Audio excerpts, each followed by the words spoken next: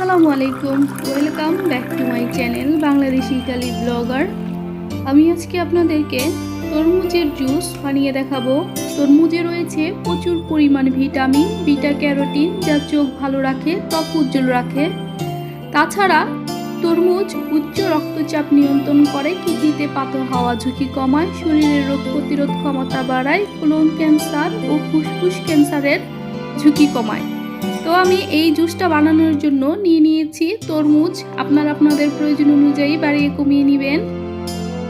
তো আমি তরমুজটাকে ভালোভাবে কেটে নিয়ে নিয়েছি এবং তরমুজটাকে একটু ঠান্ডা করে নিয়েছি। নিয়ে নিয়েছি পরিমাণ মতন চিনি। আপনাদের তরমুজটা যদি বেশি না হয় তাহলে আপনারা চিনি দিয়ে নেবেন। আর নিয়ে নিয়েছি 1 গ্লাস ঠান্ডা করা দুধ। এই দুধটাকে আমি ভালোভাবে জাল দিয়ে ঠান্ডা করে নিয়েছি।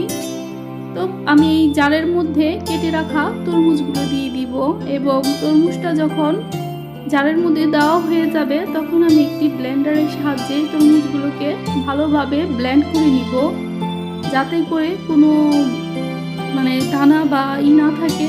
তো এরপরে আমি চিনি দিয়ে দিচ্ছি এবং এখানে আমি যে দুধটা দেখিয়েছিলাম সেই দুধটা এখানে দিয়ে দিব।